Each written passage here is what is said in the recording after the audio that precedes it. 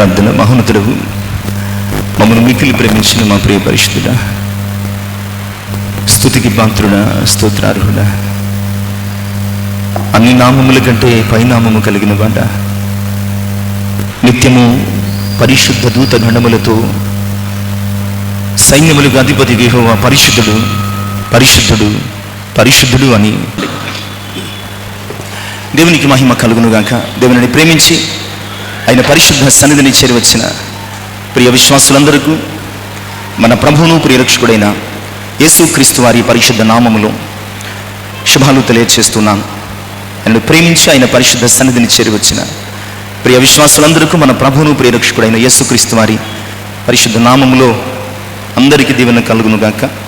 ప్రభునందు ప్రియులరా, మరి విశేషముగా 2024వ సంవత్సరం డిసెంబర్ మాసం ఈ మొదటి దినము, ఈ మొదటి పరిశుద్ధ ఆరాధన ఆయన బలను సమీపిస్తున్నటువంటి ప్రత్యేకమైనటువంటి సమయంలో దేవుని వాక్యము ధ్యానము చేసుకోవడం కొరకు ఏర్పాటు చేయబడిన పరిశుద్ధ వాక్య భాగము ద్వితీయోపదేశకాండము 8వ అధ్యాయము మొదటి 10 వచనాలు. కొరింథీయులకు రాసినటువంటి 2వ పత్రిక 3వ అధ్యాయం మొదటి 6 వచనాలు. మొదటి భాగము ఆధారంగా అంటే ద్వితీయోపదేశకాండము 8వ అధ్యాయం మొదటి 10 వచనాలు. ఈ అధ్యాయం అంతా కూడా ఈ సంఘటనను గురించి దేవుడు మోషే ద్వారా ఇశ్రాయేలు ప్రజలకు తెలియజేస్తున్నటువంటి సత్యం. ఇంకా వీరు అరణ్య ప్రయాణంలో ఉన్నారు. ఇంకా వీరు కనానును స్వాధీనపరచుకోలేదు. ఇంకా దేవుని వాగ్దాన భూమి అయినటువంటి పాలు తేనెలు ప్రవహించు దేశమైనటువంటి కనానుకు చేరే మార్గములో ఉన్నారు. నిజానికి 40 దినముల ప్రయాణం, కానీ 40 సంవత్సరాలు అరణ్య మార్గములో వారు నడిపించబడుతున్నారు. ప్రియులారా, 40 అనే సంఖ్య మనకేమీ సెంటిమెంట్ కాదు. 40 అనే సంఖ్య మనకేమీ క్రైస్తవ విశ్వాసానికి ఆధారమైంది ఏమీ కాదు. 40 అనే ఈ శబ్దము మనల్ని ఏదో ఒక అలౌకికమైనటువంటి దైవికమైనటువంటి స్థితిలోనికి తీసుకుని వెళ్ళదు. కానీ ఎందుకో తెలీదు, 40 అనే సంఖ్య 40 అనే సంఖ్య పరిశుద్ధ గ్రంథములో మాటి మాటికి మనతో మాట్లాడడం చూస్తున్నాం. మాటి మాటికి మనతో మాట్లాడడం చూస్తున్నాం. మాట్లాడిన ప్రతిసారి కూడా ప్రియులారా ఏదో ఒక అంశాన్ని నేర్పించడానికి ప్రయత్నం చేస్తుంది. ఈ 40 సంవత్సరాల అరణ్య ప్రయాణమైన 40 దినాలు సీనాయి కొండ మీద మోషే ఉన్న ఇలాగూ 40 సంఖ్య కనిపించినప్పుడల్లా, అంటే అలాగని 40 సంఖ్యను ఆరాధించే క్రైస్తవులంగా మారిపోద్దు. ఈరోజు మన క్రైస్తవ విశ్వాసం దేవుని మీద కంటే దేవుని పేరు చెప్పుకొని ఏర్పాటు చేసినటువంటి సంఖ్యల మీద, అంకెల మీద ఆధారపడి కొనసాగిపోతుంది. ఇక్కడ 40 దినములు 40 సంవత్సరములు అనే ఈ అంశము ఇశ్రాయేలుల జీవితంలో అనేక పాఠాలు నేర్పించింది. ఒకవేళ ఒక క్రైస్తవ విశ్వాసి జీవితం యొక్క ప్రయాణం 40 సంవత్సరాలు అనుకుంటే కనుక, ఈ అరణ్య ప్రయాణం ప్రియులారా, ఈ అరణ్య ప్రయాణం ఒక విశ్వాసి యొక్క ఈ లోక జీవిత యాత్రకు సాదృశ్యం. చాలాసార్లు మీరు ఆలోచించే ఉంటారు, అర్థం చేసుకునే ఉంటారు, బోధించబడి ఉంటారు.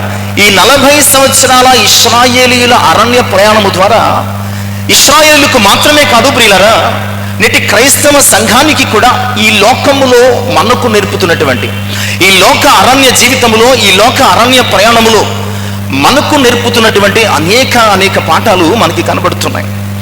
ఈ సత్యాలనే ఈ ద్వితీయోపదేశకాండము 8వ అధ్యాయం 2వ వచనము నుంచి ప్రియులారా ఇంచుమించుగా 18, ఇక అధ్యాయం అంతా కూడా ఇదే విషయాలు చెప్తాడు. వీటన్నిటినీ కూడా మనం ధ్యానం చేయలేం, కానీ ఇందులో ఒక 7 సత్యాలు, అరణ్యపు అనుభవాలు, ఇశ్రాయేలు ప్రజల జీవితంలో అరణ్యపు అనుభవాలు, ఒక 7 అంశాలు మనం ఆలోచన చేద్దాం. ఎందుకు 40 రోజుల ఈ ప్రయాణాన్ని, 40 సంవత్సరాలు దేవుడు నడిపించాడు. ఆయన నడిపించాలంటే 40 సెకండ్లు కూడా పట్టదు. కనానుకు చేర్చాలంటే ప్రియులారా 40 సెకండ్లు కూడా పట్టదు. గద్ద రెక్కల మీద తన పిల్లలను మోసుకుని వెళ్ళిపోయినట్లు ఆయన మోసుకుని వెళ్ళిపోగలరు. 40 సెకండ్లు కూడా పట్టనటువంటి ఈ ప్రయాణం, ఒకవేళ భౌతికంగా 40 దినాలు చేయాల్సిన ఈ ప్రయాణం 40 సంవత్సరాలు ప్రియులారా. అయినా ఇశ్రాయేలు ప్రజల జీవితంలో ఈ 40 సంవత్సరాలు అనేక పాఠాలు నేర్పించారు, బోధించారు. వారిని తన వైపు మళ్లించుకున్నారు, తన ప్రజగా స్థిరపరుచుకున్నారు, తన పరిశుద్ధతతో నింపారు. ఈరోజు సంఘముగా మనము కూడా మన విశ్వాస యాత్రలో ఈ 40 సంవత్సరాలు అనేది మన జీవితానికి, లోక జీవితానికి సాదృశ్యం అయితే, ఇశ్రాయేలు జీవితంలో ఆయన నేర్పినటువంటి ఈ 7 పాఠాల ద్వారా మనము కూడా కొన్ని ఆత్మీయ సత్యాలను నేర్చుకోవడానికి, మనము వాగ్దానము చేయబడినటువంటి పరలోకము అనే కణాలకు నడిపించబడడానికి సిద్ధపడతాం. ఈ అనుభవాల ద్వారా మాత్రమే వారు కణాలకు వెళ్ళారు. ఈ అనుభవాలను నేర్పించడానికి మాత్రమే ఆయన 40 సంవత్సరాల వారిని అరణ్యములో తిప్పిన చోటే తిప్పాడు, తిప్పిన చోటే తిప్పాడు, తిప్పిన చోటే తిప్పాడు. ఈ అనుభవం నేర్చుకోవడానికి మనము కూడా మన జీవితంలో తిరిగిన చోటే తిరుగుతున్నాం, తిరిగిన చోటే తిరుగుతున్నాం. చివరికి వారి గమ్యము కనానైతే మన గమ్యము పరలోకపు కనాను. ఈ 7 అంశాలు త్వరగా ఈ సంవత్సరాన్ని ముగించుకోబోతున్నటువంటి కొన్ని దినములలో మనం ఆలోచన చేసి నూతన సంవత్సరము మరింత నిత్య నూతనంగా పరమ కణానికి చేరుకునే ప్రయాణాన్ని ప్రారంభించడానికి సిద్ధపడదాం. మొట్టమొదటి విషయం అరణ్యపు అనుభవాలు, లేదా అరణ్య మార్గపు అనుభవాలు, లేదా అరణ్యములో ఆయన వారికి నేర్పిన పాఠాలు, అరణ్యము ద్వారా ఈరోజు మనకు నేర్పిస్తున్నటువంటి పాఠాలు మనం ఆలోచన చేయడానికి 8వ అధ్యాయం, ద్వితీయోపదేశకాండం 8వ అధ్యాయం 2వ వచనం. ఆయనటండి, మరియు నీవు ఆయన ఆజ్ఞను గైకొందువో లేదో నిన్ను శోధించి నీ హృదయములో ఉన్నది తెలుసుకున్నట్టుకు నిన్ను అనుచు నిమిత్తము. ఎందుకటండి అరణ్యములో? దేని నిమిత్తము? ఈ అరణ్యములో ఆయన 40 దినాల ప్రయాణాన్ని 40 సంవత్సరాలు నడిపించాడయ్యా అంటే అణొచ్చు నిమిత్తము. నిజమే ప్రియులారా, చాలాసార్లు మన జీవితంలో అరణ్య మార్గపు అనుభవాలు, అరణ్యములు ఏమొచ్చాయి? శ్రమలు వచ్చాయి, ఇబ్బందులు వచ్చాయి, కొరతలు వచ్చాయి, తొందరలు వచ్చాయి, ఇంకా అనేకమైనటువంటి పరిస్థితులు వచ్చాయి. ఆనాడు ఇశ్రాయేలు ప్రజల జీవితంలో కానీ ఈరోజు క్రైస్తవ విశ్వాసిగా మన జీవితంలో ఎందుకయ్యా ఈ అరణ్య మార్గం? ఎందుకయ్యా ఈ అరణ్య ప్రయాణం? ఎందుకయ్యా అరణ్యములో ఇన్ని సంవత్సరాలు వారిని ఈరోజు మనల్ని నడిపించాలంటే ప్రియులారా, మనల్ని అనర్చడము అనేది ఆత్మీయ దృక్పథములో ఇది దీనత్వానికి, విధేయతకు సంబంధించింది. అనర్చడము అనేది అది కసితోనో కక్షతోనో తొక్కేయడం కాదు. అది ఒకవేళ మనుషులు అనర్చడం అయితే అలా ఉంటుందేమో, కానీ దేవుడు అలా అనర్చడు. దేవుడు అనర్చడం అంటే మనకు విధేయతను నేర్పించడానికి. దేవుడు అనర్చడం అంటే మనలో దీన మనసును కలుగు చేయడం కొరకు. దేవుడు అనర్చడం అంటే మనకు ఆత్మీయ పాఠాలను నేర్పించడం కొరకు. అందుకని అంటున్నాడు, మరియు నీవు ఆయన ఆజ్ఞలను గైకొందువో లేదో. అనర్చకపోతే అనిస్తేనే వినలేదండి వీళ్ళు. 40 సంవత్సరాలు అనిస్తేనే వినలేదు. అనర్చకపోతే ఎలా ముదురు? ఈ 40 సంవత్సరాలు ఆయన మాట వినడానికి ఇశ్రాయేలు ప్రజలు ఈ అరణ్య ప్రయాణంలో వారిని అణచాడు. ఈ అణచడం చేత దేవుని ఉద్దేశం వారికి విధేయతను నేర్పించడం, తగ్గింపును నేర్పించడం, ఇంకా చెప్పాలంటే దీనత్వమును నేర్పించడం. అందుకే కాబోలు యోబు ఒక చక్కని మాట రాస్తూ ఉంటాడు, చదువుకుందాం. 36వ అధ్యాయము 15వ వచనం, యోబు గ్రంథము 36వ అధ్యాయము. శ్రమపడు వారిని బాధ వలన వారిని, విధేయత అనేది కేవలము అనర్చడం వల్ల మాత్రమే వస్తుంది. బాధ వలన వారిని విధేయులుగా చేయడానికి, వారి మీద ప్రేమ లేక కాదు, వారి మీద వాత్సల్యత లేక కాదు, వారి కొరకు ఆయన తన ప్రాణాన్ని ఇచ్చినటువంటి పరిశుద్ధుడు. కానీ ఎందుకు వారిని బాధించాడు? అరణ్యంలో 40 సంవత్సరాలు ఎందుకు వారిని శోధించాడు అంటే ప్రియులారా, బాధ పరచుట వలన వారికి ఏం నేర్పించాడండి? ఈ లోక అరణ్యములో నీకు బాధ వచ్చిందేమో, ఈ లోక అరణ్య ప్రయాణంలో నీకు శ్రమ వచ్చిందేమో, ఈ లోక అరణ్య ప్రయాణంలో నువ్వు కష్టపడుతున్నావేమో, ఈ లోక అరణ్య ప్రయాణంలో నువ్వు చాలాసార్లు కలవరపడుతూ కన్నీరు పెట్టుకుంటున్నావేమో. అయ్యో, దేవుడు నన్ను ఎందుకు ఇలా వదిలేశాడు? దేవుడు నన్ను ఎందుకు ఇలా శ్రమ పెడుతున్నాడు? దేవుడు నన్ను ఎందుకు ఇలాగ బాధకు అప్పగించాడు అని నువ్వు అనుకుంటావేమో. అలాగా కలుగు చేయడము, అలాగా అనర్చడము నిన్ను నశింప చేయడానికి కాదు, కానీ బాధ వలన నీకు ఆయన ఏం చేస్తాట? బాధ వలన ఆయన నీకు విధేయత నేర్పించడానికి. ఇశ్రాయేలీయుల అరణ్య ప్రయాణము వారికి కలిగినటువంటి బాధల వలన దేవుడు వారికి విధేయతను కలుగు చేయడానికి. అందుకనే 119వ సంకీర్తనలో ప్రియులారా 67వ చరణము మనం చదువుకుంటే, 119వ సంకీర్తన 67వ చరణం. అమ్మా, శ్రమ కలుగక మునుపు నేను త్రోవ విడిచితిని, ఇప్పుడు ఈ వాక్యాన్ని అనుసరించాను. శ్రమ కలగనంతసేపు కూడా ఇష్టం వచ్చినట్లు ఎగిరిపడ్డాను. శ్రమ కలగనంతసేపు కూడా ఇష్టం వచ్చినట్లు పరుగులు పెట్టాను. శ్రమ కలగనంతసేపు కూడా ఇష్టం వచ్చినట్లు గెంతులు వేశాను. అయ్యా, నా జీవితంలో ఈ శ్రమ కలిగింది. కారణం ఏంటో తెలుసా? నీ ఆజ్ఞలను గైకొనడానికి. అరణ్యములో వారి శ్రమల కారణం ఆయన మాటను గైకోవడానికి, ఆయన పట్ల విధేయులుగా వారు మార్చబడడానికి. ఆయన ఒక రకంగా మనస్సు చంపుకొని తన ప్రజలను, తన బిడ్డల్ని శ్రమకు అప్పగించాడు. ఎందుకంటే ప్రియులారా, విధేయత ద్వారా మాత్రమే ఘనతను పొందుకో. ఈ మాట పేతురు తన మొదటి పత్రికలో 5వ అధ్యాయం 5-6 వచనాలలో మాట్లాడుతూ ఉంటాడండి. దేవుడు తగిన సమయమందు మిమ్మును, నీవు దీన మనసు కలిగి ఉన్నావా? అణచబడుతున్నావా? దేవుడు తగిన సమయమందు నిన్ను హెచ్చించినట్లు ఆయన బలిష్టమైన చేతి కింద దీన మనస్కులైనడు. నీకు ఆయన ఒక సమయాన్ని ఏర్పాటు చేశాడు నిన్ను హెచ్చించడానికి, నిన్ను ఘనపరచడానికి, నిన్ను చాలా ఉన్నతమైనటువంటి స్థితిని, ఔన్నత్యతలోనికి నడిపించడానికి దేవుడు నీకు ఒక టైం ఏర్పాటు చేశాడు. అప్పటి వరకు నీవు ఆయన చేతి కింద ఏమవ్వాలి? అణచబడాలి. ఆయన అధికారం కింద అణచబడాలి. ఆయన ఆజ్ఞ కింద నీవు అణచబడాలి. ఇది మొదటి విషయం. మనం చదువుకున్న భాగము నుంచి నేర్చుకునే పాఠం, ఎందుకయ్యా ఇశ్రాయేలు ప్రజలను 40 సంవత్సరాలు నడిపించాడంటే వారిని అణచి వారికి దీన మనస్సును కలుగు చేయడం కొరకు, వారి దీన మనస్సు కలుగు చేయడం చేత ఆయన తన కట్టడలు వారికి నేర్పించడం కొరకు, తన కట్టడలు వారు అనుసరించడం చేత వారిని తగిన సమయమందు హెచ్చించుట కొరకు దేవుడు వారిని అరణ్య ప్రయాణములు వారికి నేర్పిన మొట్టమొదటి పాఠం అనచడం. ఇక రెండవ పాఠం లేదా రెండవ అనుభవం, అదే 2వ వచనపు 2వ భాగాన్ని మనం చూద్దామండి. ఈ 40 సంవత్సరములు నీ దేవుడైన యెహోవా నిన్ను నడిపించిన మార్గం అంతటినీ జ్ఞాపకం చేసుకో. రెండవ విషయం ఏంటంటే ఈ అరణ్య అనుభవము. ఎందుకంటే దేవుని నడుపుదల క్రింద నడవడానికి. ఇక్కడ అదే మాట అంటున్నాడు, మీరు నడిచిన మార్గము అంటలేదు. మళ్ళా ఆ 2వ వచనపు 2వ భాగాన్ని మనం చూస్తే, యెహోవా నిన్ను నడిపించిన.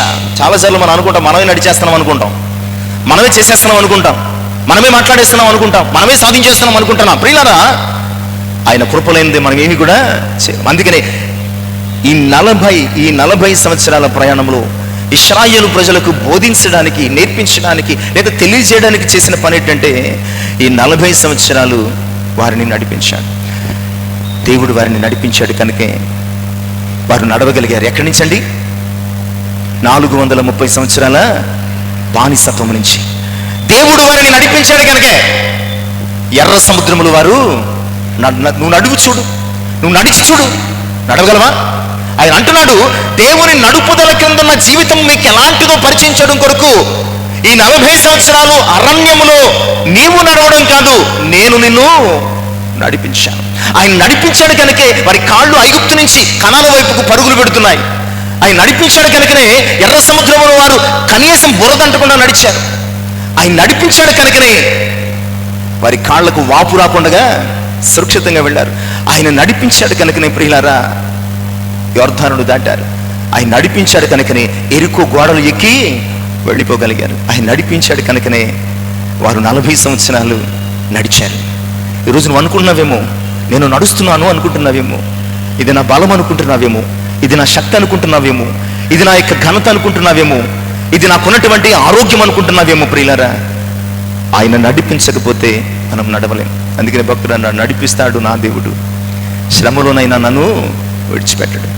ఆయన నడిపించాలి, మనం నడవాలి. అరణ్య ప్రయాణం నేర్పిస్తున్న పాఠం ఏంటో తెలుసా?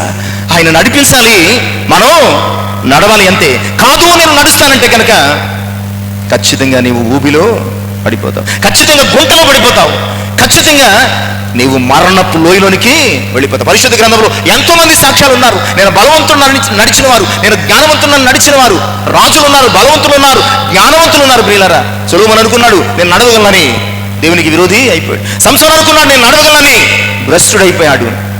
సౌలు అనుకున్నాడు నేను నడవగలనని, తృణీకరించబడ్డాడు. మనం నడిస్తే అలాగే ఉంటుంది. దేవుని చేత నడిపించబడితే మన పాదములు తొట్టిల్లనియకుండా ఆయన మనల్ని కాపాడుతూ ఉంటాడు. ఆయన అంటున్నాడు, నీ మార్గములందు ఆయన నిన్ను కాపాడుటకు నిన్ను గురించి ఆయన తన దూతలకు ఆయన నడిపిస్తే అలా ఉంటుందన్నమాట అండి. ఆయన నడిపిస్తే అలా ఉంటుంది. కనుక అరణ్య ప్రయాణం వారికి నేర్పించినటువంటి అద్భుతమైనటువంటి పాఠం ఏంటంటే ప్రియులారా, ఆయన నడుపుదల కింద వారు నడవాలంతే.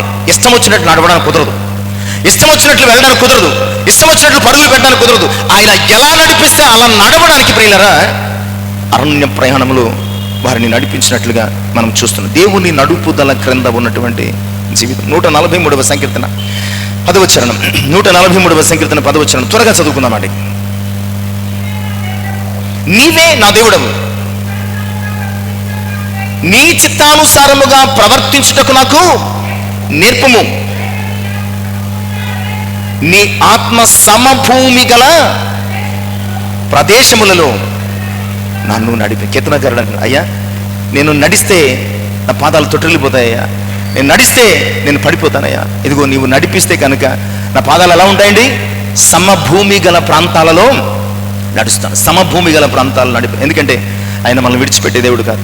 కీర్తనలో రాసిన సంకీర్తన 48:14 అంటాడండి. 48వ సంకీర్తన 14వ చరణంలో మరి యొక్క అద్భుతమైనటువంటి మాట మాట్లాడుతూ ఉంటాడు. ఈ దేవుడు సదాకాలము దేవుడైనాడు, మరణము వరకు ఆయన నన్ను. ఏ దేవుడు సదాకాలము దేవుడైనాడు?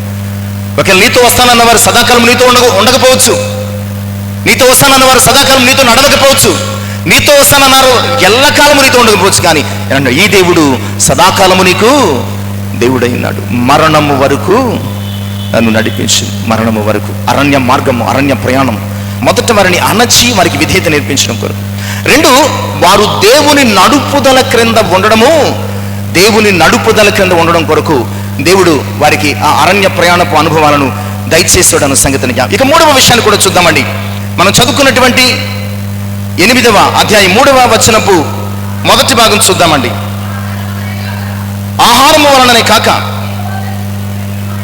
యెహోవా సెలవిచ్చిన ప్రతి మాట వలన, ఆహారము వలననే కాక యెహోవా సెలవిచ్చిన ప్రతి మాట వలన నరుడు బ్రతుకు.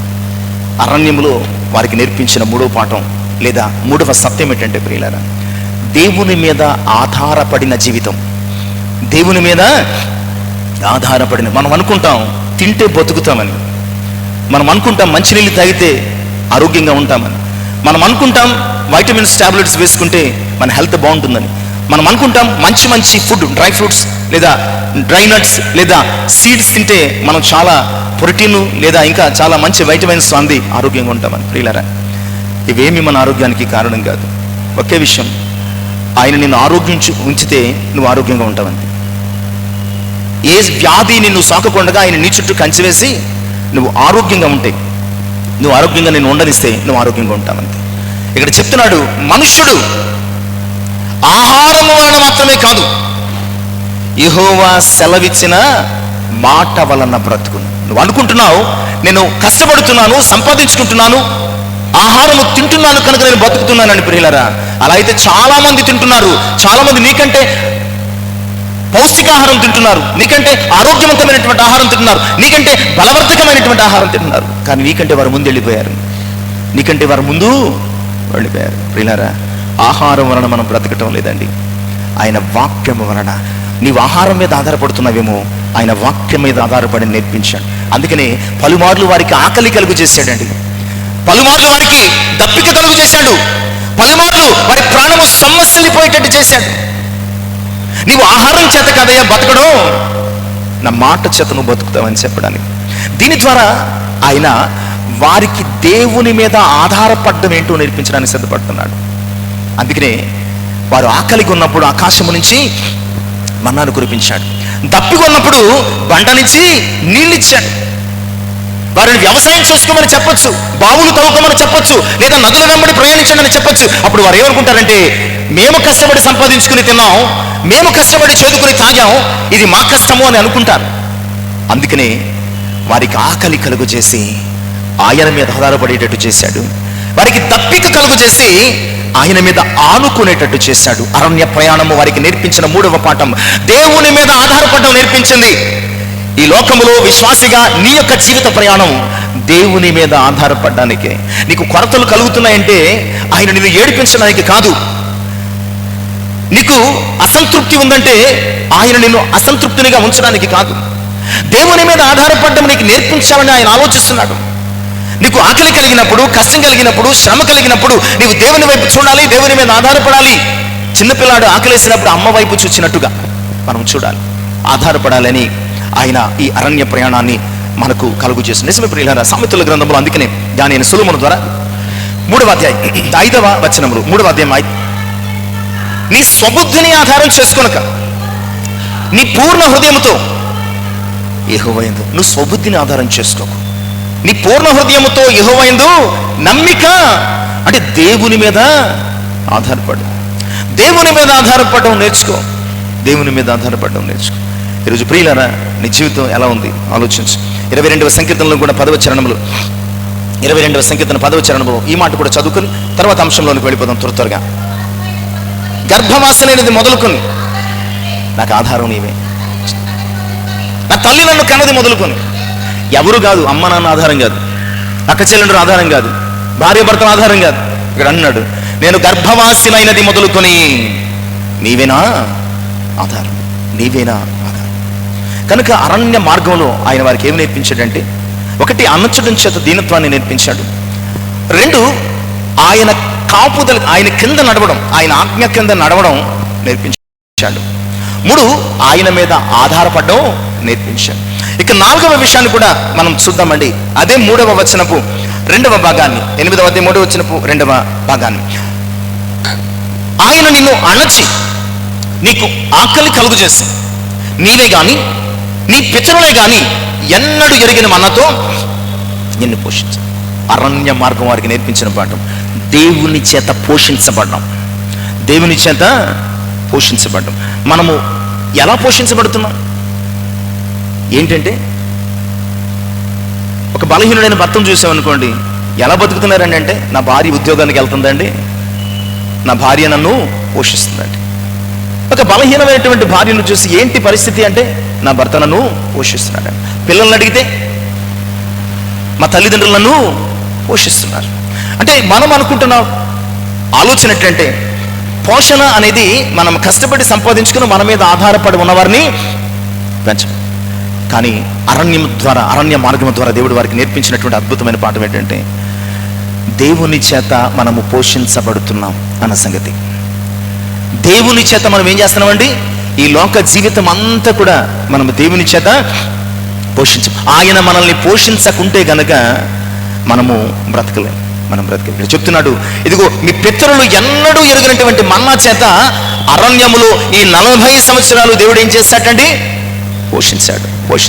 అరణ్య జీవితము మనకు నేర్పించిన పాఠము, మన జీవితము దేవుని చేత పోషించబడుతున్నటువంటి జీవితం, దేవుని చేత పోషించబడుతున్నటువంటి జీవితం. 81వ సంకీర్తన మనం చదువుకున్నటువంటి ఉత్తర ప్రత్యుత్తర భాగం చివరి చరణం, అంటే 16వ చరణం, 81వ సంకీర్తన 16వ చరణం. అతి శ్రేష్టమైనటువంటి గోధుమలను అనుగ్రహించి నేను వారిని పోషించదను, కొండ తేనెతో నిన్ను తృప్తిపరచదను. అతి శ్రేష్టమైన ప్రియులరా, మనం ఎంత కొనుక్కున్నా శ్రేష్టమైనది మనకు రాదు. ఏదో ఒక కల్తీ ఉంటుంది, ఏదో ఒక తేడా ఉంటుంది. కానీ ఇక్కడ వారిని ఇశ్రాయేలు ప్రజలను ఎలాంటి ఆహారంతో పోషించేటండి, అతి శ్రేష్టం. ఎందుకు ఈ మాట ప్రయోగించాడంటే, ఈ గోధుమలు ఏ దేశంలో పండించాయి, అతి శ్రేష్టమైనటువంటి గోధుమలు అన్నాడంటే, ఈ గోధుమలు ఒక్కొక్క పదార్థానికి ఒక్కొక్క దేశము ప్రఖ్యాతి కాస్తుంది. అక్కడ ఉన్నవి చాలా ప్రెషియస్ అనమాట అండి. ఇక్కడ ఆయన అంటున్నాడు, అతి శ్రేష్టమైనటువంటి గోధుమలను అనుగ్రహించి కొండ తేనెతో నేను తృప్తిపరి. అతి శ్రేష్టమైన గోధుమలు అంటే ఏ దేశంలో తయారై ఉంటాయి, ఏ దేశంలో పండించబడి ఉంటాయి? ఇది ప్రియులరా, ఇది పరలోకపు పంట. ఈ పంట ఏ పంట అండి? మన్నా ఎక్కడి నుంచి కురిసింది? ఆకాశము నుండి కురిసింది. పరలోకములో ఆయన సాగు చేసి పంట పండించి తన ప్రజలకు, భూమి మీద ఎక్కడ పండించబడింది కాదు ఇది, తన ప్రజలకు 40 సంవత్సరాల అరణ్య ప్రయాణం అంతా కూడా మన్నానే వారు తిన్నారు. వారు వాగ్దాన భూమిలోనికి వెళ్ళిపోయిన తర్వాత మన్నా ఏమైందండి, నిలిచిపోయింది అన్నమాట మనం చూస్తాం. కనుక ఆయన పోషణ ఎలా ఉంటుందంటే ప్రియులరా, అతి శ్రేష్టమైనటువంటి పోషణ. ఆయన పోషణ ఎలా ఉంటుందంటే ప్రియులరా, చాలా తృప్తికరమైనటువంటి పోషణ ఆయన పోషణ. దీని గురించి నెహెమ్యా గ్రంథములో 9వ అధ్యాయం 21వ వచనములో ఈ చక్కని మాట పరిశుద్ధాత్ముడు మనకు తెలియజేస్తున్నాడండి. నెహెమ్యా గ్రంథము 9వ అధ్యాయము 21వ వచనము మనం చదువుకుందాం. నిజముగా అరణ్యములో ఏమీ తక్కువ కాకుండా 40 సంవత్సరములు వారిని పోషించితివి. వారి వస్త్రములు పాతగిలిపోలేదు, వారి కాళ్లకు నిజముగా 40 సంవత్సరాలు. నువ్వు ₹1,00,000 జీతం తెచ్చుకో, నీ జీవితంలో ఏదో ఒక రోజు ఉప్పు పప్పు అయిపోయిన కరువు ఉంటుందండి కదండి. నువ్వు ఎంత ధనవంతుడైనా సరే ఏదో ఒక రోజు నీ జీవితంలో ఉప్పు పప్పు అయిపోతుంది. కానీ ఇక్కడ అరణ్యంలో ఏమీ అవ్వలేదట. ఎంత శ్రేష్టమైన పోషణ, ఎంత సంతృప్తికరమైనటువంటి పోషణ, అద్భుతమైనటువంటి సమృద్ధి చేత ఏమీ తక్కువ కాలేని పోషణ దేవుడు నేర్పించాడు. ఈరోజు అరణ్య మార్గము ద్వారా దేవుడు మనకు నేర్పించిన పాఠం ఏంటంటే, ఆయన ఏమీ కూడా తక్కువ, నీకు ఆధారం ఉన్నా లేకున్నా సరే. ఎందుకు మాట చెప్తున్నానంటే, నీకు ఆధారం ఉన్నా లేకున్నా ఆయన నేను పోషిస్తాడంతే, ఏమీ తక్కువ కాకుండా. రాజుల మొదటి గ్రంథము 17వ అధ్యాయం మొదటి నుంచి చివరి వరకు 2 సందర్భాలు కనబడతాయి. అక్కడ భయంకరమైన కరువు వచ్చింది. దేవుడు ఎలియాతో అంటున్నాడు, నీవు వెళ్ళి కెరీతు వాగు దగ్గర ఉండు, ఆ వాగు నీళ్లు త్రాగుతూ బ్రతుకు, నేను కాకులకు సెలవిచ్చి నీకు ఆహారం పంపిస్తాను. ప్రపంచమంతా కరువు, ఏలియాకు మాత్రం ఏమీ తక్కువ కాకుండా ఉదయము సాయంకాలము మాంసము రొట్టె. పైగా ఇంకోటి తెలుసా, ఏదోటి అడ్జస్ట్ అవ్వయ్యా అంటాం లేదు ఆయన. ఏమీ దొరకలేదు, ఏదోటి అడ్జస్ట్ అవ్వు. మనం ఏం చేస్తాం, ఈరోజు ఏమీ లేకపోతే పాలు తాగి పడుకుంటాం, ఈరోజు ఏమీ లేకపోతే మంచినీళ్ళు తాగి పడుకుంటాం, అడ్జస్ట్ అవుతాం. అక్కడ ఫలానా దానితో అడ్జస్ట్ అవ్వమని చెప్పడం లేదు. ఏలియాకు ఏం కావాలో ఆ రొట్టె, ఆ మాంసము ప్రతిరోజు వచ్చింది. వాగు నీళ్లు తాగి బతికేశాను. అయిపోయింది ఇక నా వల్ల కాదు, ఎంతకాలం పోషిస్తాను, వెళ్ళి సంపాదించుకో అన్నాడా ఏలియా. నువ్వు సారిపోతాను, ఊరికి వెళ్ళు, అక్కడ నీ కొరకు నేను ఆహారాన్ని పోషణను సిద్ధపరుస్తాను. వెళ్ళేటప్పటికి అక్కడే దిక్కుమాలి స్థితిలో ఒక ఆవిడ ఉంది. చిన్న అప్పం చేసుకుని తిని చచ్చిపోదామని పొలాలు ఏరుకోవడానికి వచ్చింది. ఆమె అంటున్నాడు, నీళ్లు పట్టరా. వెళుతున్నా ఆమె ఆపి, అప్పం పట్టరా. అయ్యా, చిన్న అప్పం చేసుకున్న కుమారుడు నేను తిని చనిపోదాం అనుకుంటున్నా, ముందు నేను చెప్పింది వెళ్ళి చేయి. అలా చేసినప్పుడు ప్రియులారా, ఏలియా పోషించబడ్డాడు, ఆమె కుమారుడు, ఆమె ఇంటి వారు అందరూ పోషించబడ్డారు. కొరత లేని పోషణ. అరణ్య మార్గం నేర్పిస్తున్న అనుభవం ఏంటో తెలుసా, ఇశ్రాయేలు ప్రజలు కట్టండి 40 సంవత్సరాలు ఏమీ తక్కువ కాకుండా వారు తిన్నారటండి. వారు ఆహారం అడిగితే ఆహారం ఇచ్చాడు, మాంసం అడిగితే మాంసం ఇచ్చాడు, మంచినీళ్ళు అడిగితే మంచినీళ్ళు ఇచ్చాడు, ఏది అడిగితే అది ఇచ్చాడు. ఆయన తక్కువ కాని పోషణ. అరణ్యమ ఆయన నిన్ను పోషించువాడు అని తెలుసుకోవడానికి. వీరు కనానుకు వెళ్ళిపోయిన తర్వాత ఆయన కృపలన్నీ మరిచిపోతారేమని విషయాలు చెప్తున్నాడు. అరణ్యములో 40 సంవత్సరాలు ఎందుకు నడిపించాడో తెలుసా, నీకు విధేయత నేర్పించడానికి, నీవు నా నడుపుదల కింద నడిచావని తెలియజేయడం కొరకు. అంతేకాదు, నీవు నా మీద ఆధారపడాలి అన్న సంగతిని నీకు బోధించడం కొరకు, నేను పోషించానన్న సత్యాన్ని నీవు విశ్వసించడం కొరకు ఈ 40 సంవత్సరాలు నిన్ను అరణ్యంలో నడిపించానయ్యా అని మరి దేవుడు వారితో మాట్లాడుతూ ఉన్నాడు. ఇక 5వ అంశం కూడా చూద్దామండి. 8వ అధ్యాయం 4వ వచనం. ఈ 40 సంవత్సరములు నీవు వేసుకున్న బట్టలు పాతగిలలేదు, నీ కాలు. ఈ 40 సంవత్సరములు నువ్వు వేసుకున్న బట్టలు పాతగిలలేదు, నీ కాలు వాయలేదు. ప్రియులారా, దేవుని కాపుదల క్రింద ఉన్న జీవితం. ఈ 40 సంవత్సరాలు వారు ఎక్కడ కూడా నూలు ఉడికి వస్త్రాలు తయారు చేసుకోవాలి. ఒక బట్ట కొన్నారనుకోండి, రఫ్గా వాడితే ఎంతకాలం వస్తుంది? ఓ చీర కొన్నారు లేదా ఒక ప్యాంటు కొన్నారు, రఫ్గా వాడేస్తే రోడ్ల మీద అటు ఇటు తిరిగేస్తే ఎంతకాలం వస్తుంది?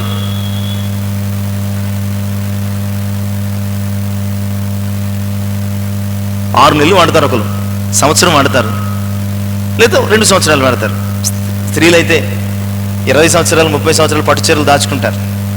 ఎందుకు 20 సంవత్సరాలు 30 సంవత్సరాలు ఉంటుందో తెలుసా? లోపల పెడితే 27, 2200 ఏళ్ళు ఉంటుంది.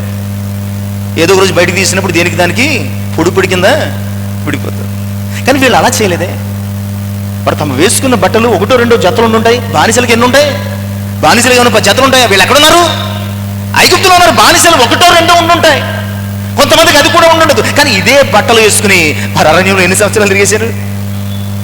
ఇదే బట్టలు వేసుకుని 40 సంవత్సరాలు తిరిగేశారు. చిరిగిపోలేదట, మాసిపోలేదట, అరిగిపోలేదట, పాతమైపోలేదట.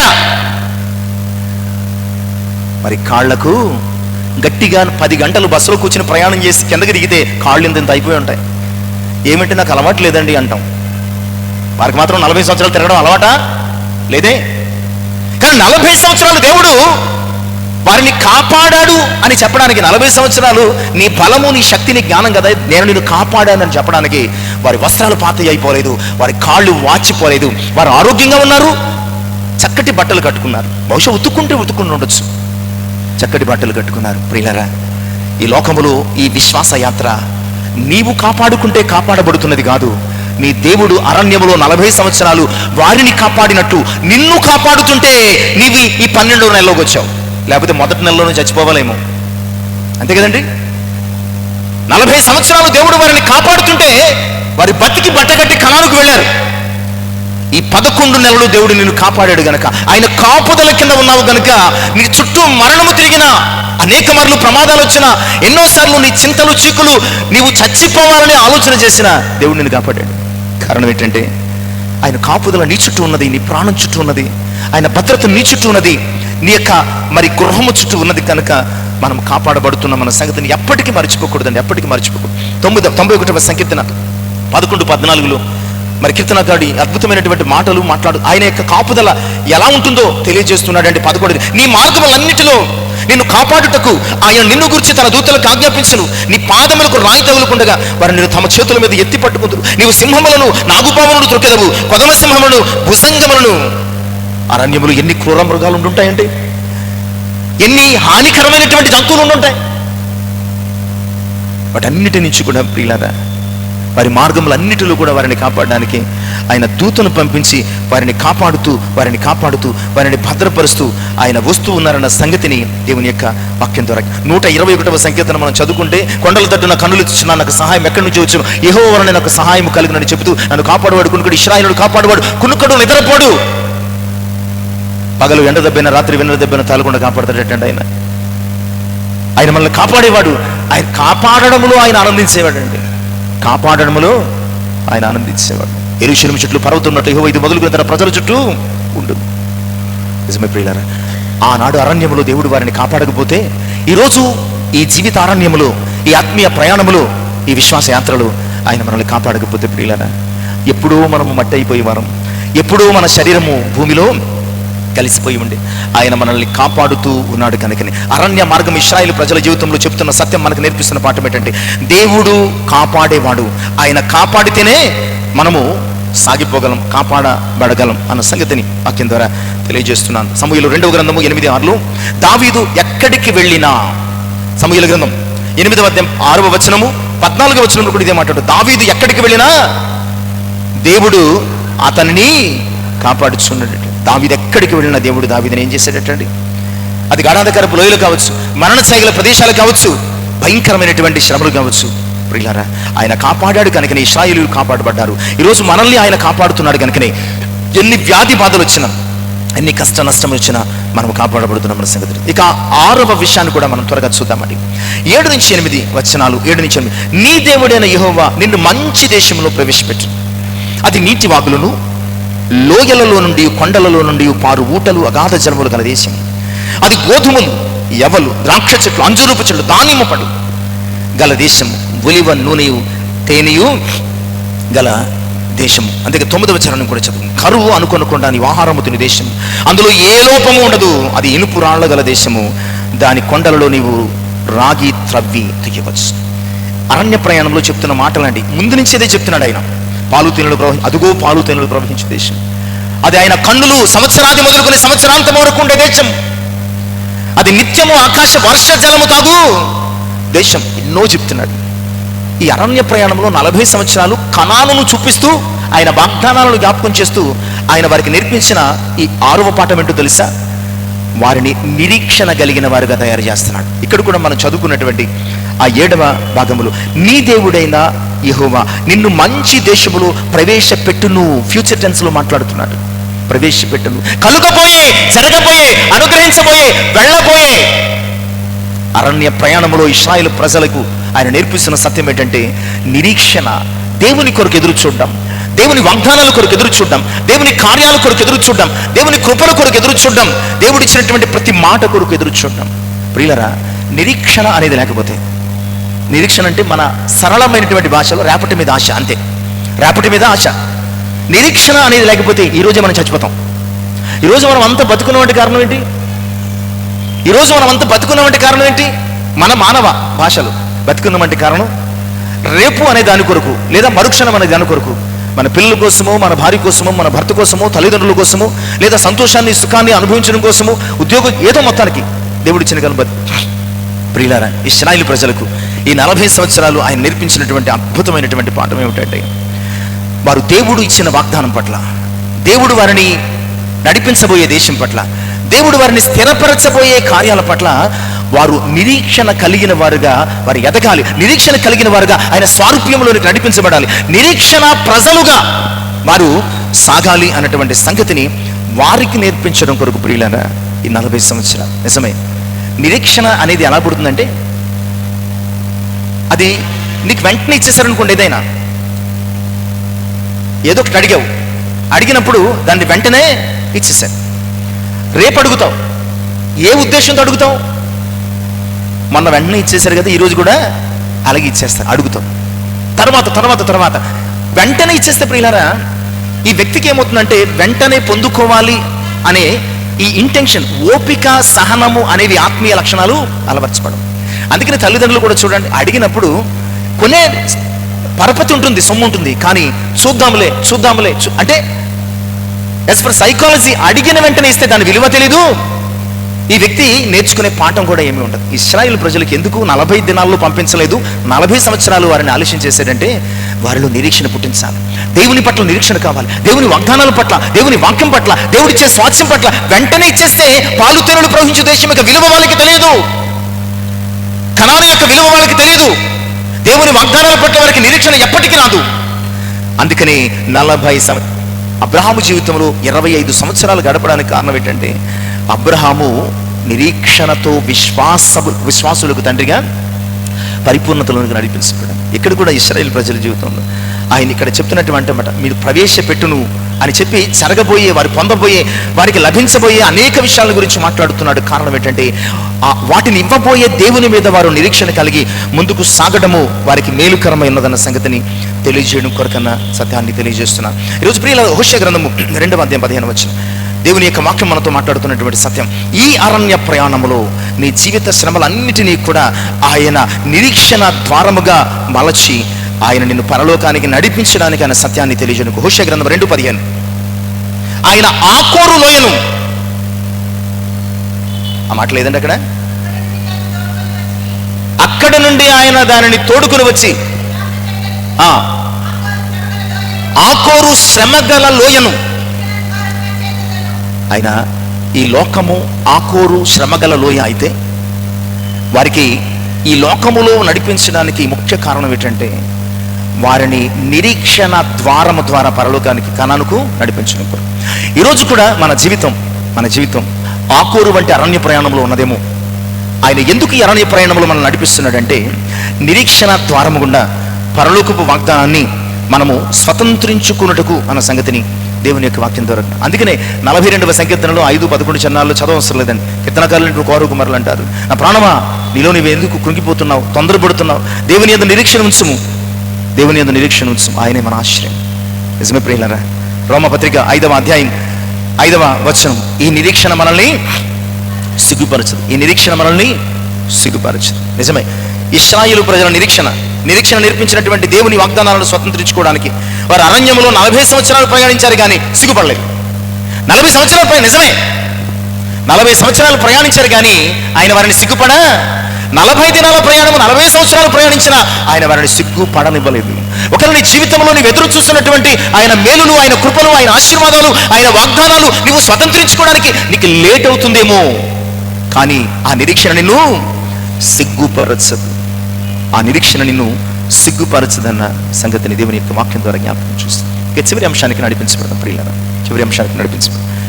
17-18 వచనాలు, 8వ అధ్యాయం 17-18 వచనం. అయితే మీరు మా సామర్థ్యము, మా బాహుబలము, ఎంత భాగ్యము మాకు కలుగు చేస్తానని అనుకుందరేమో, కాగా నీ దేవుడిని యెహోవాను జ్ఞాపకం చేసుకున్నవలను ఎలాగనగా తను నీ పితరులతో ప్రమాణం చేసినట్లు తన నిబంధనను నేటి వలె స్థాపింపవలనని మీరు భాగ్యము సంపాదించుకున్నట్టుకి మీకు సామర్థ్యము కలుగు చేయవాడు ఆయన.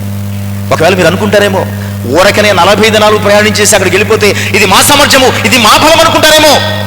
అందుకని 40 సంవత్సరాలు తిప్పాడు. ఇక్కడ మీ బలం అంతా సన్నగిలిపోయే వరకు, మీ సామర్థ్యం అంతా వీగిపోయే వరకు, మిమ్మల్ని ఎంటీ చేసే వరకు నడిపించాడు. నిజమే ప్రియులారా, ఈ లోకములో ఇవన్నీ ఎందుకంటే మనము ఎంటీ అయిపోవాలి, ఖాళీ అయిపోవాలి. అప్పుడు దేవుడు తన సామర్థ్యాన్ని మనకిస్తాడు. యాకోబును జ్ఞాపకం చేసుకుందామా? యబ్బోకు రేవు దగ్గర సకల సంపత్తితో, ఐశ్వర్యముతో, బంధు గణముతో, భార్యలతో, పిల్లలతో ఒక ఐశ్వర్యవంతుడికి ఎంటర్ అయ్యాడు యబ్బోకు రేవు దగ్గర. దేవుడు తన సామర్థ్యం మీద ఆధారపడినటువంటి యాకోబును ఆయన సామర్థ్యం చేత నింపాలని అనుకుని శ్రమ కలుగు చేశాడు. 2 గుంపులుగా పంపించేశాడు. ఆ రాత్రి యబ్బోకు రేవు దగ్గర దాటి అతడు ఆ రాత్రి ఒక నరుడు పెనుగులాడగా రాత్రంతా పోరాడాడు. నన్ను విడిచిపెట్టు, నేను వెళ్ళిపోతాను, నీవు నన్ను ఆశీర్వదించితే. తొడగూటు మీద కొట్టాడేటాడు. ఎప్పుడైతే తొడగూటు మీద కొట్టాడో అప్పుడు అంటున్నాడు, నీవు నన్ను ఆశీర్వదించితేనే కానీ, నీవు నన్ను ప్రియులరా, ఎందుకు అరణ్య మార్గములో దేవుడు వారు నడిపించాడంటే తమ సామర్థ్యము నుంచి దేవుని సామర్థ్యములోనికి వారు నడిపించబడారు. తమ సామర్థ్యాన్ని, తమ టాలెంట్స్ని విడిచి. ఈరోజు క్రైస్తవ లోకానికి ఉన్నటువంటి పెద్ద ప్రాబ్లం ఏంటో తెలుసా? మన సామర్థ్యమే. నేను గొప్పోడిని, నేను చదవగలను, రాయగలను, ప్రసంగించగలను, పాడగలను, ప్రార్థన చేయగలను, ఏదైనా చేయగలను. ఇవన్నీ ఎక్కడి నుంచి వచ్చాయి? ఆయన తన ప్రేమ చేత మిషనరీస్ని పంపించి ఇక్కడ సువార్త ప్రకటింపజేసి గోచి పెట్టుకుని గొర్రెలు, పశువులు కాచుకుంటున్నటువంటి మన పితరుల్ని స్కూళ్లలో జాయిన్ చేసి తమ ఇంట్లో వారికి విద్యాబోధనలు చెప్పి వారికి తమ మిషనరీ స్కూల్స్లో ఉద్యోగాలు ఇప్పించి, ఉద్యోగాలు చేసుకోండియా, మీ పిల్లల్ని చదివించుకోండియా, ఇదిగో ఇవన్నీ చేసినటువంటి దేవుని సన్నిధికి మీరు మర్చిపోకుండా వెళ్ళండి అని చెబితే మన పితరులు చదువుకున్నారు, మన తల్లిదండ్రులు చదువుకున్నారు, మనల్ని చదివించారు. ఇవన్నీ జరిగితే ఆయన సామర్థ్యమును బట్టి జరిగించినటువంటి యేసయ్యను విడిచిపెట్టి మనం ఇదంతా మన పితరులు, మన తల్లిదండ్రులు, మనము, మన టాలెంటు అని కాలర్ ఎత్తుకొని మెర్రవీగుతూ సాగుతున్నాడు. మన పితరులు ఎలాంటి వాళ్ళు తెలుసా? గోచి పెట్టుకుని గొర్రెలు కాసుకునేవాళ్ళు, గోచి పెట్టుకుని గొర్రెలు కాసుకునేవారు. ఈరోజు నువ్వెక్కడున్నావు? నువ్వెక్కడున్నావు ఇవాళ? ఇది నీ సామర్థ్యమా? కాదు. అరణ్య ప్రయాణం ఏం చెప్తుందంటే నీ సామర్థ్యమును బట్టి కాదు, ఈ లోక జీవితాన్ని జయించడానికి కూడా నీ సామర్థ్యమును బట్టి కాదు, ఆయనే నీకు సామర్థ్యము కలుగు చేసి ఈ 40 సంవత్సరాల అరణ్య ప్రయాణములో ఆయన నిన్ను నడిపించి వాగ్దాన భూమిలోనికి చేర్చాడు. మనం చదువుకున్నటువంటి 2వ భాగం, కొరింథీయులకు రాసినటువంటి 2వ పత్రిక 3వ అధ్యాయం 5-6 వచనాలు. కొరింథీయులకు రాసినటువంటి 2వ పత్రిక 3వ అధ్యాయం 5-6 వచనాలు చదవండి.